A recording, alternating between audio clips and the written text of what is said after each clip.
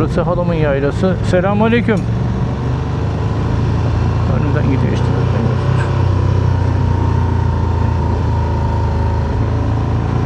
Burada Kenan gelirlerdi eskiden buraya, öyle hatırlıyorum sanki. Sonra onlar yukarıdaki yaylada babası bir ev yapınca oraya mı gittiler?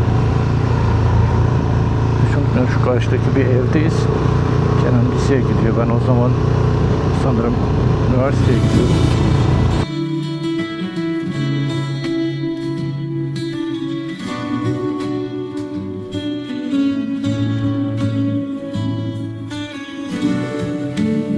Günaydın öncelikle. Bugün cumartesi memlekete, hanımın babanın yaşadığı yere gideceğim. 30 yıl, son 30 yılda yaklaşık 4-5 kere gitmişimdir. Son 20 senesinde de 2 kere ya gittim ya gitmedim. Benim için çocukluğuma, gençliğime ve ortaokul yaşlarıma bir flashback gezisi olacak. Çocukluğumun köyleri, çocukluğumun dağları, yaylaları, buraları gezeceğim. Bunları gezerken de bunu bir Çelebi'yle yapmayı düşünüyorum. Her zaman arabayla gidiyordum. Çelebi'yle bakalım bu yolculuk nasıl olacak. Umarım güzel bir yolculuk olur. Anıların insana nasıl bir etkisi olduğunu da deneyimlemek için güzel bir fırsat olacak benim için. Yolculuğun büyükçe bir kısmını sizlerle de paylaşırım muhtemelen. Uzun düz yol gidişleri var. Şimdi buradan otobandan Bolu'ya kadarki kısım neredeyse dümdüz. Yolda belki birkaç hani yoldaki hislerimi paylaşmak için belki birkaç bir şey çekerim ama asıl seyahate sizi dahil edeceğim yer Bolu'nun yaylaları olacak, Gerede'nin yaylaları olacak. Ben şimdi motoru usul usul paketlemeye devam edeyim. Biraz da geç kaldım. Yoldan ve Gerede'den görüşürüz.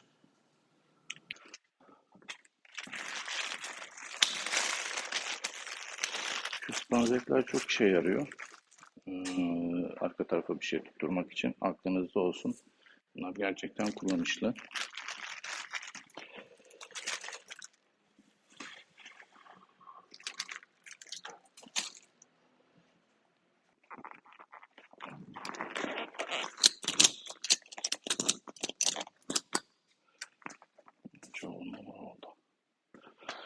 Evet, paket işi tamam. Ben artık ufak ufak yola çıkayım. Yollardan.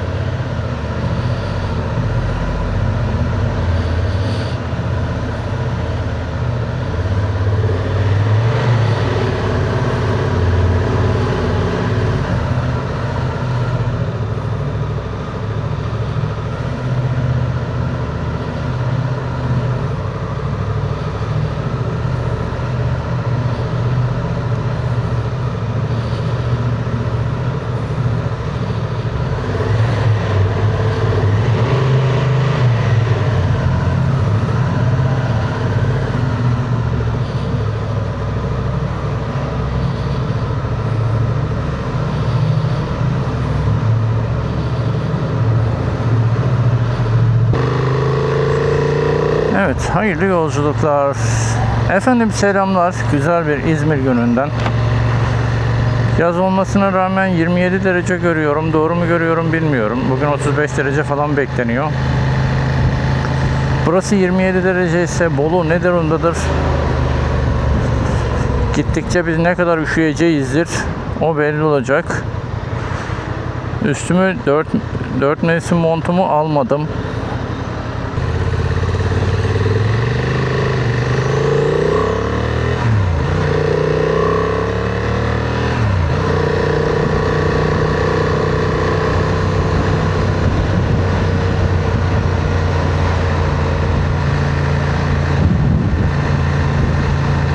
Havada yağış göstermiyor ama yağmurluklarım falan yanımda.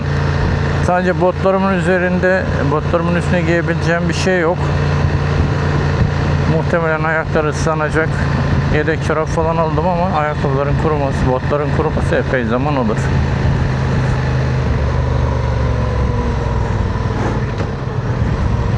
Şuradan gidelim madem. Bugün cumartesi, yol ne kadar kapalıdır bilmiyorum. Yaz olması hasebiyle çok da kapalı olmayacağını umarak.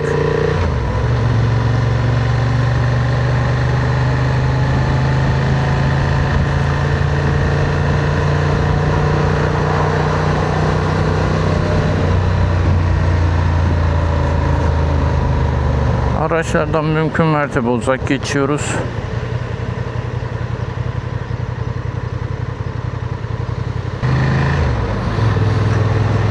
Kıyafetlerimin siyah olması kuzeyde biraz işe yarayabilir. Gün ışığı olursa.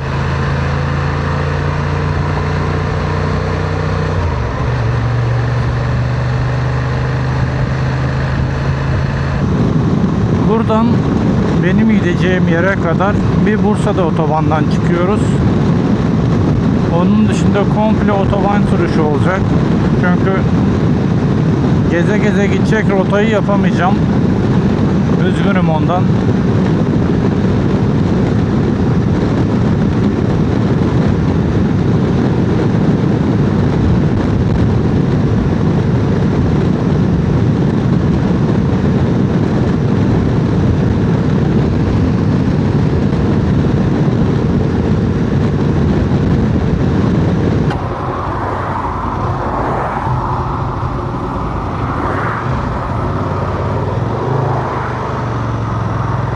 Geredemize hoş geldiniz. Camımın kirliliği için kusura bakmayın. Yolda birkaç kere sildim ama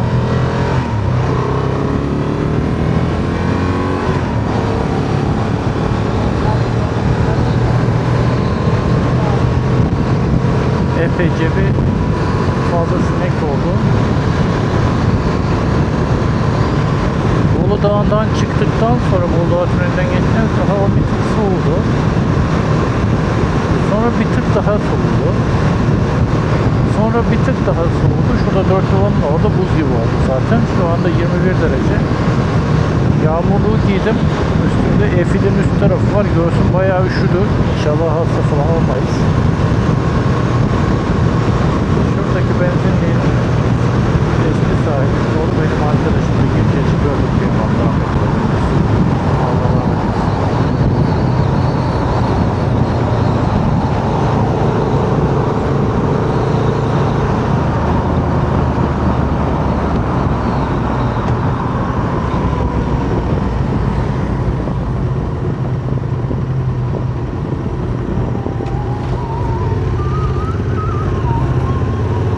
Şeyler hiç değişmez.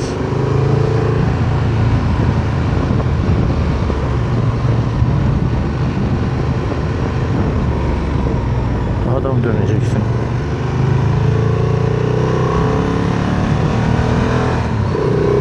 Şehre giren yol yağıyor. Şurası orman işletmesi. Vaktiyle babam orada böyle çok keyifli almışlar.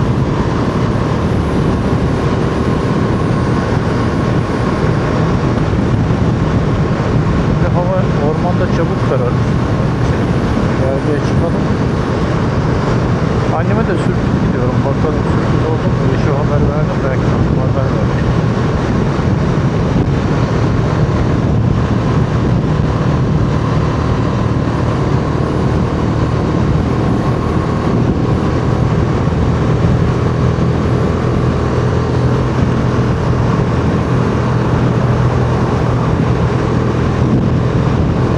Tarafa aşağı indik. Tamam, burada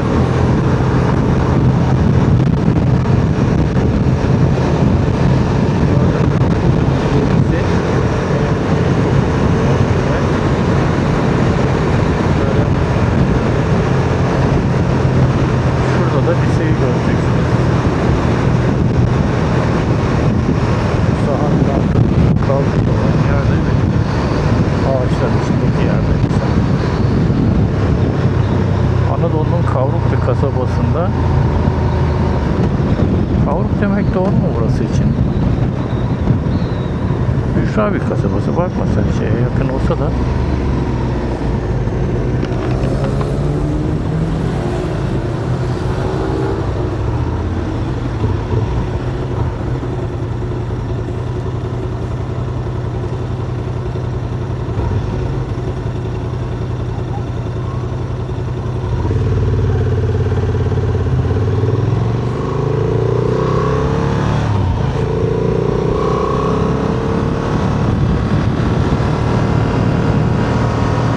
Burası Esentepe. Çıktığımız yeri. Şimdi Esentepe'yi dolaşmayacağız. Başka bir gün geleceğim. Buralarda gezdireceğim size. Bugünkü gezimizin konusu direkt annemin yanına yaylaya çıkmak.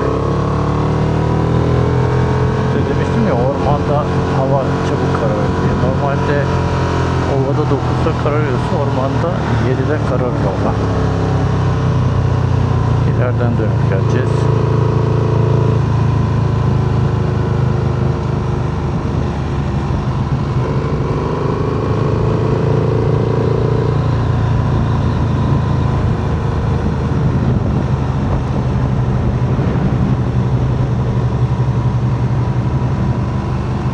Kampçılar, mamçılar falan bir sürü adam gelmiştir şimdi.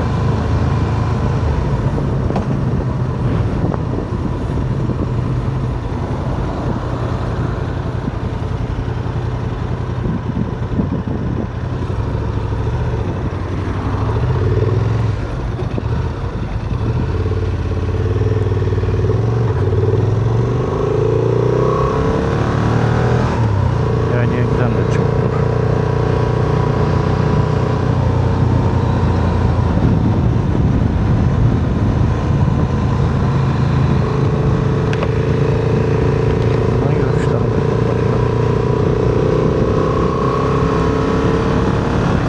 Buradan dümdüz gittiğimiz için kimsenin kullanamadığı bir yoldan giderdik babamla. Öyle severdi o. Çok çılgın offroad'tu o tarafa doğru. Burası şimdi normal yayla yolu. Şuradan aşağı gittiğiniz zaman da karşıdaki dağa çıkacağız. Şu anda 1100-1200 rakımlarda olmamız lazım. İşte kasabanın eski adamları yelekleri, ceketleriyle camiye gidip gelirken, terlediklerinde yürürken artık yayla zamanı geldi derler idi ben ufakken.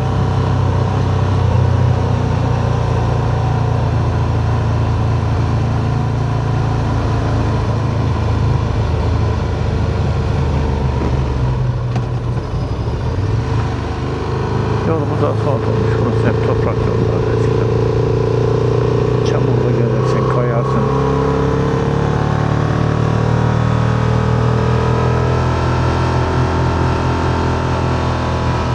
Burada köknar dediğim hüner diyor yerlisi. Köknar diyorum ben ama köknar olmayabilir. Belki de bir çam çeşidi. Sana kısa, dikenli, dikenlerini hiç dökmeyen bir ağaç var. Gördüğünüz ağaçlar onlar.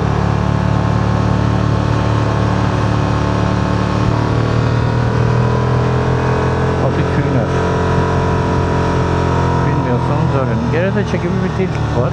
Burada. Yani kendine has kullanılan belki 100'den fazla kelimesi vardır. Vurguları farklıdır.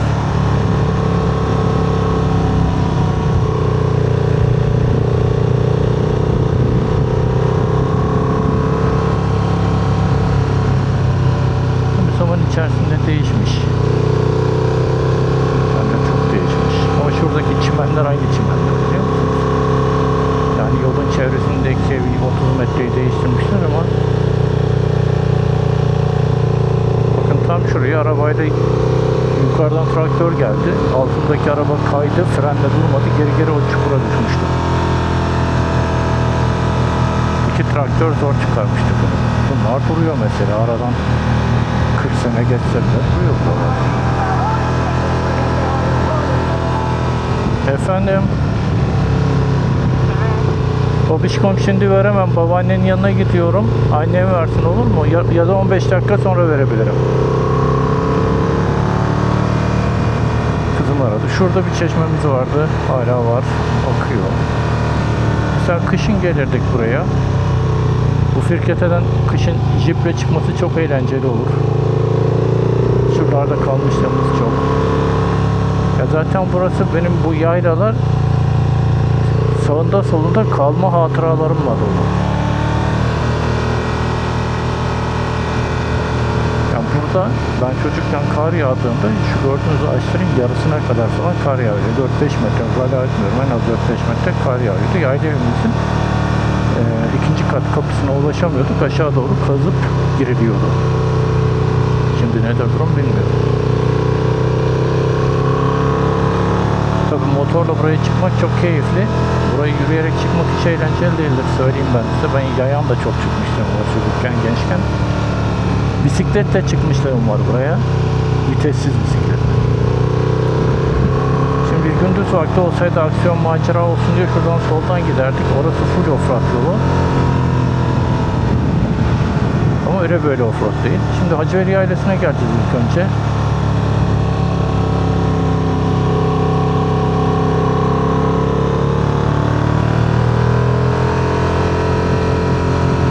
Kalesi adını verdikleri bir tane şurada Bizans Kalesi var. Manisa'daki Yoğurtçu Kalesi gibi. Bizans'ın Göbekli kalelerinden. Buradan oraya gidiliyor, şu yan tarafa. Yolu yoktur. Taş stabilize yol. Yaylanın yol da şimdi stabilize edecek. Çünkü bu yol böyle düz gittiğimiz zaman kalanların yaylasına kadar gider. Her mahallenin bir yaylası vardı burada. Köylerin de yaylaları vardı. O mahalleli o yaylaya çıkardı. Ahbaplı orada tutardı. Sıcaklık 18 dereceye düştü. Üstümdekini giymeseydim şu anda epey bir titretecekti. Neyse, yağmurluk biraz kurtardı. Şimdi bakalım yaylanın yolu ne durumda, onu da bilmiyorum. Bir toz toprak olmuş burada, bir giden olmuş.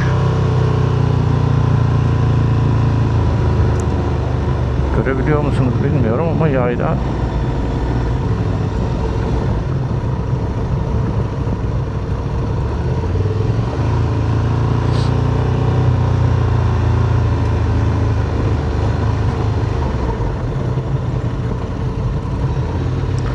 önümüzden bir araba gitmiş, herhalde bizim yaylaya. Bizim yaylaya gölet yaptılar. Gölet yapınca Ankaralılar falan pek, birkaç da YouTuber geldi video çekti. Allah! Hani su birikintisi olunca insanların hoşuna gidiyor ya. Burası halamın yaylası. Selamünaleyküm. Önümden gidiyor işte.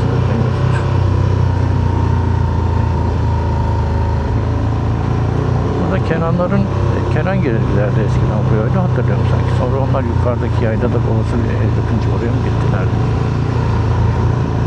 Çünkü şu karşıdaki bir evdeyiz.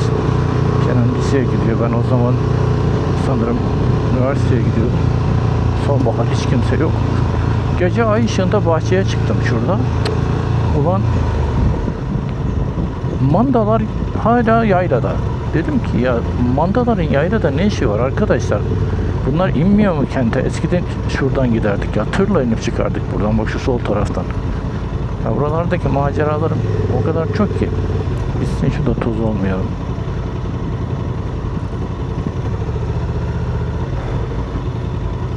Bu yolu yoktu.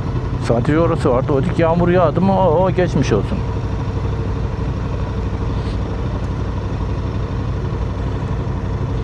Dedim mandalar ne arıyor burada? Kenan da geldi, baktı, Allah Allah abi dedi, manda bu mevsimde olmaz ama ne ki bu falan dedi. Şöyle hoş falan dedik. Abi bir çıktı ya, belki 50 tane domuz. Domuz ailesi yayla boşalınca gelmiş bahçelerde patatesler bilmem neler, son kalan şeyleri yemeye. Nasıl çayırda koşturuyorlar. Şimdi bu yol eskiden, çok eskiden ama 70'lerde 80'lerde şu aşağıdan giderdi. Kampçı kardeşlerimiz.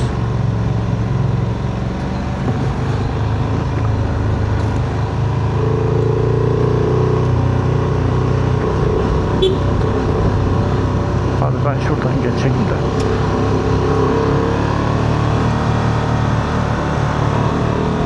Sen o arabayla gelmişsin, çukura girmeyeceğim diye uğraşıyorsun. Olacak iş değil ki.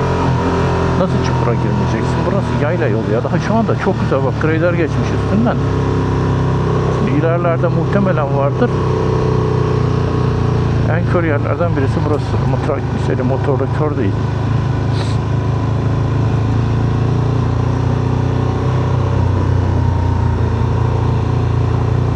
İnşallah sesim alıyordur. Neyse buralarda. Şuradan sağ taraftan yukarıya yaylaya gider, Değişler Yaylası'na gider. Eskiden bu yol böyle değildi. Ormanın içinden patikalardan giderdik. Ormanda çok fazla patikalar bu ormanda. Yeni nesil insanlar biliyorlar mı o patikaları bilmiyorum ama. Ya ormanın güzelliğine baksana abi.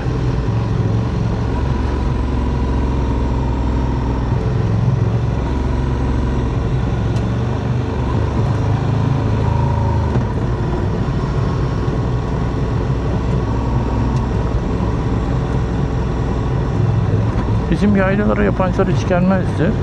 Ben ortaokula giderken falan bir Ankara'dan falan insanlar gelmeye başladılar birer kişi. Yaylaya geliyorlar buraya. Abi gelmiş bir tanesi bir grup. Anlattım mı bu hikayeyi bilmiyorum. Ormandan mantar toplamışlar, yemişler. Ufak bir çocuk geldi. Babamla da bir su tamiratı yapıyoruz. Burada genellikle şeyleri ne onun adı, kaynak sularının sürekli sorun yaşadığı için onlara sürekli bakım yapmak gerekir. Hayrat olarak biz de yaylada gelip babamla bakıyoruz. Geldik, şurada çalışıyoruz birazdan. Orada zaten başka maceralarımız da var. Neyse ufak çocuk geldi, dedi ki annemler zehirlendi herhalde, bir şey oldu, bayıldılar dedi. Gittik baktık hepsi yerlere yayılmış. Allah'tan araba var. Doldurduk arabayı 3-4 kişiler. Ben kaldım, babam aldı gitti.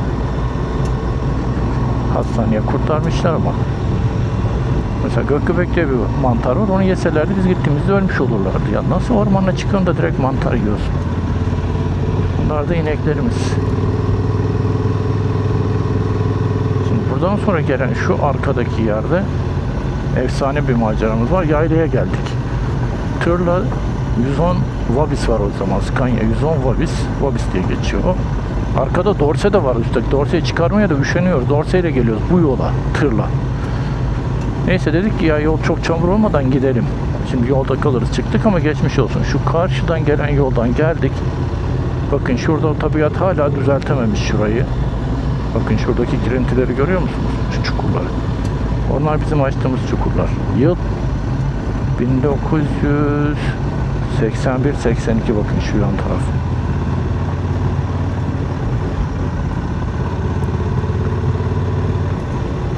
Hani yeryüzüne iz bırakmak diye bir şey var ya, bu değil aslında ama bakın bizim ağaçlarımız seyreldikleri zaman burada şöyle bir zorluk olur. Kar bunları yıkar. Kar çünkü eriyeceği zaman hareket eder. Eğer çok seyrek yaparsanız yıkar bunları. Küçük zaten şeyleri alır götürür. Ama güzel yolu yapmışlar bari. Bu yol öyle olur ki yarım metre çukur, 2 tane.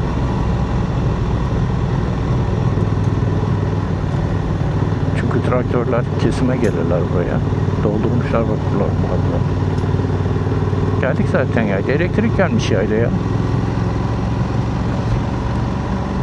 Bakalım annem yaylada mı? Haber de vermedim. Yaylada değilse otururuz biraz, gideriz Gerediğe geri. Esentepe.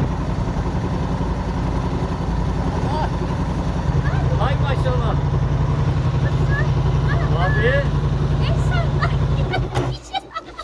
Selamünaleyküm. Honda TYNC özelliklerinden faydalanmak üzere Honda TYNC moduna geçmek Duymuyorum, dur. için uzun basın. Kendime bir geleyim de. Söyleyeyim ben. İçeri koşuyorum ya arabanın. Çok şükür ayarlasın da. Şu oğlum. Benim yolum çocuğum tutar. Babasının oğlu. Hoş geldin abi. Anam. Kaç saattir? Merhaba. Ay maşallah. Oğlum ne zaman çıktın bir tane? Vallahi yatıyordum evde. Canım sıkıldı. Öğlen 12 gibiydi. Dedim gideyim bari. Evet, Bolu'nun Gerede ilçesinin yaylalarından birinden selamlar. Ee, Oldukça parlak bir gün ışığında çekiyorum motorla beraber. Evin bahçesine, yayla evinin bahçesine geldik. Dün benim için enteresan bir gün oldu. İlk kez bu kadar uzak mesafeye yolculuk yaptım. Öncelikle video serisinin, bu yolculuk serisinin neresine konulur bu video bilmiyorum ama bir aşamasında bir yerine bu da yerleşir diye düşünüyorum. Toplam kaç kilometre yol yaptım bilmiyorum. Öğlen 12'de çıktım İzmir'den. Akşam saat 7 gibi yaylaya buraya gelmiştim. Komple otoban sürüşü oldu. Normalde ben şeylerden, eski yollardan gitmeyi, çevreye bakarak gelmeyi seviyorum ama akşam karanlığa kalmadan gelmek istediğim için otobandan geldim. İyi ki de öyle yapmışım çünkü burada 20 derecelere, 19 derecelere düştü akşam hava. Benim üzerimde de Rider Denim'in F-ili vardı. Yazın onu kullanıyorum İzmir'de biliyorsunuz. Burada Bolu Dağı tünelinden çıktıktan sonra hava böyle bir hafif ılgıt ılgıt rüzgara döndü. Her 20 kilometrede 1 derece düştü hava sıcaklığı. En son Dört Duvar'ın orada durup artık yağmurluğu giymek zorunda kaldım. Epey de aslında bir daha erken giyseymişim. İyiymiş. Biraz soğuk aldım göğsüme. Umarım hasta falan olmam. O videonun bölümlerinde görürsünüz. Oralarda zaten normal çene kamerasıyla 360'a da çektim. Bizim burası, buradaki yaylalar, Batı Karadeniz yaylaları İstanbul-Ankara yolunun üzerinde Gere'de yol üstü olduğu için özellikle Ankaralılar tarafından çok talep gören bir yer. E, Onun için bugün pazar, oldukça kalabalık çevre, bugün çıkmayacağım ama önümüzdeki hafta içi kısa birkaç tane bir uzun Bartın Amasra tarafına bir gezim olacak. Bir de bizim buradaki yaylalara dolaşacağım, köylere dolaşacağım. Bir de kısa turda burada düşünüyorum yapmayı. Peki ne oldu bu turda, neler oluyor? Bu tur aslında biraz çocukluğuma dönüş turu diye adlıyorum bunu. Çünkü yol boyu geldiğim her yer çok uzun yıllardır, yani onlarca yıldır görmediğim yerler. Çünkü çok açıkçası yaylaya, buraya, memlekete gelmişliğim yok. Epey bir uzun dönem bazı sebeplerden dolayı gelememiştim. Bu yıl geliyorum. Son 30 yılda sanırım 10 kere falan geldim. Bunda 8 tanesi onun ilk 10 yılında, son 20 yıldır da 2-3 kere ya geldim ya gelmedim. Burada gördüğüm her şey bana çocukluğumdan bir hatıra hatırlatıyor. Değişik bir şey bu. Çünkü aradaki yaş aralığımda hiçbir hatırası yok. Çocukluğumdan ve lise çağlarımdan hatıraları var buranın bende. Onun dışında herhangi bir canlandıracak bir şey yok. Çocukluğuma dönüş adını verdiğim bu yolculukta köyleri dolaşacağım bir kısmet olursa. Çünkü o köylerde bir sürü köyde bir sürü hatıram var. Oralarda arkadaşlarım vardı vesaire. Onun için oralarda bakalım onlar bende nasıl duygular uyandıracak. Yaylaların arasındaki offroad yollarda biraz dolaşacağım. Motorum biraz offroad için ağır bir motor. Bir CRF gibi değil ama mümkün mertebe biraz daha hani greylerin düzelttiği yollardan ya da en azından yol olan yerlerden, patik olmayan yerlerden giderek böyle bir şey yapmaya çalışacağım. Çünkü o tarafta bir eğitimin, bir deneyimim olmadığı için de çok fazla giremem oralara. Eskiden bisikletle gittiğimiz yerlerdi onlar. Bütün gün süren bisiklet turları yapardık arkadaşlarla yaylada. Oralara olacak yolculuğum. Bir tarafıyla da bir Ankara tarafına bir arkadaşlarımı ziyarete gidip gelebilirim. İşte Kızılcahamam, Ankara, eski yol, Karga Sekmez, otobandan olmayan eski yoldan da o taraftaki hatıraları tekrar bir canlandırmaya çalışabilirim. Biraz kasabaya inerim herhalde bir gün. Bir çevredeki kasabadaki arkadaşları görmeye 30 yıl sonra acaba hani hiç arkadaşım kalmış mıdır onu da bilmiyorum. Allah'tan birader burada yaşadığı için o bir rehberlik yapabilir bana bakalım. Onun rehberliği nasıl olacak? Transalp'le peki bu kadar uzun bir yolculuk gerçekten çok sıkı bir sürüş oldu. Yani benzin almaya durdum sadece. Yarım depoya düştükçe benzin aldım. 300 kilometre falan gidiyor bir depoyla. 150 kilometre bir mola gibi oldu. Her seferinde 15 dakika falan 15-20 dakika durdum. Sele çok fazla rahatsızlık vermedi açıkçası. Yani oturuştan rahatsız olmadım. Rüzgar çok rahatsız etti. Kaskım çok fazla rüzgar alıyor. Yani normalde elimi geri itmiyor rüzgar. Elimi bu şekilde tutuyorum kaskın üstüne altına. Elimi rüzgar geri itmiyor ama kaskın içerisinde sanki naked bir motor sürüyormuşum kadar çok rüzgar oluyor. Bunun nedenini bir türlü bulamadım neden olduğunu. Sanırım kask seçimim biraz yanlış oldu. Aeron bir modelini almıştım ben. Bir şey 2 modeli.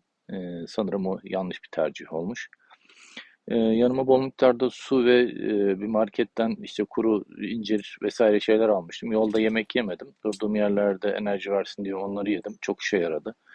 Maden suyu içtim. Su içtim çünkü tavsiyeler öyleydi biliyorsunuz. Motor işinin acemisiyim. Onun için de bu konuda rehberlik etmeye çalışan arkadaşların videolarına bakarak hazırlandım. Su, soda ve yanında dediğim gibi kuru yemişlerle falan buraya kadar geldim. Güzel de oldu. Yolda hiç uykum falan gelmedi. Yorgunluk hissetmedim.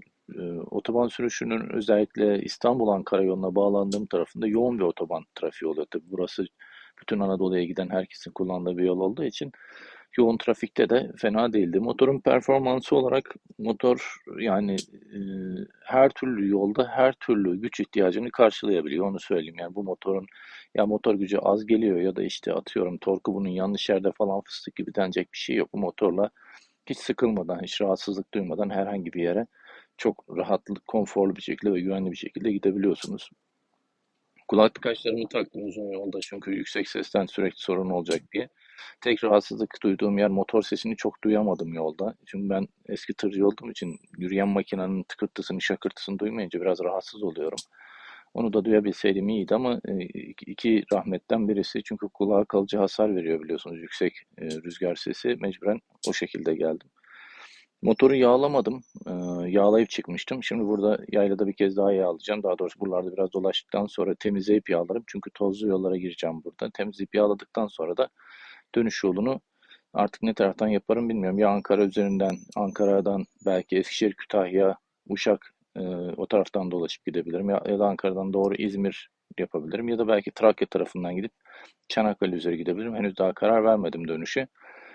Dönüş rotası da öyle olacak. Böyle serbest bir sürüş oldu. Biliyorsunuz süper planlı bir modda motor işine başlamıştım. Şimdi artık bütünüyle plansız. Ya haydi hoppala falan şeklinde döndü. Tek planladığım şey yol uzun olacak ise zincirin yağlanması, motorun bakımının yapılması. Zaten bu tura çıkmadan önce de motoru götürdüm bakımlarını yaptırdım. 5700 kilometreye gelmişti. 6000 bakımlarını yaptırmıştı. Yağı değişti falan işte basit şeyler oldu. Hava filtresine bakılmadı. Bunun hava filtresi için biliyorsunuz buraları komple sökülüyor bunun. Epey bir işi var. Filtre sanırım 12.000'de bakılacak öyle zannediyorum. Bu sefer bakılmadı. Onu sıvılarını kontrol ettiler. Lastiklerim rahatsızlık vermedi. Özellikle otobanda yüksek hızlarda İstanbul-Ankara yolu arasında epey yüksek ciddi virajlı yerler var. Oralarda bile herhangi bir huzursuzluk vermedi lastiğim. Lastikler konusunda rahatım onun için. Bu seneyi bu lastiklerle geçireceğiz gibi görünüyor. 10 bin, 12 bin kilometrelere kadar gider diye tahmin ediyorum şu anki kondisyonuyla. Çünkü gayet hani yaptığımda kontrolleri, YouTube'da öğrendiğim kontrollerle şu anda düzgün görünüyor. Sürüşe ilişkin başka söyleyebileceğim bir şey yok. Dediğim gibi insanın çok uzun yıllar görmediği bir coğrafyaya tekrar çok uzun yıllar sonra o 20'li yaşlarına bıraktığı yere 50'li yaşlarına geri dönmesinin duygusal etkisiyle birlikte sürdüm. Hem motorla bu kadar uzun bir yolu gitmenin, ilk sefer gitmenin verdiği duygular, hem tek başına, bütünle tek başına bir yolculuk yapmanın verdiği duygular, hem gidilen coğrafyanın yepyeni bir coğrafya değil de çocukluğa dönüş coğrafyası olması bu turu gerçekten özel kıldı benim için. İyi ki çıkmışım. Çünkü diğer bir seçenek de evden hiç çıkmayayım. Ben ufak ufak İzmir'in çevresinde gezerim diye düşünmüştüm. Ama iyi oldu çıktım. Bakalım yollardan çektiğim videolarla size güzel birkaç videoluk bir seri buradan çıkartırım. Belki size de ya memlekete ben de hele motor atlayayım gideyim oralarda bir dolaşayım diye bir ilham olur. Bir de kendime 60'lı yaşlarda işte dönüp bakmak için buraları tekrar hatırlamak gerekirse kendime de bir dokümenter olur diye de bu videoları hazırlıyorum. İzlediğiniz için teşekkür ederim. Yollardan görüşürüz.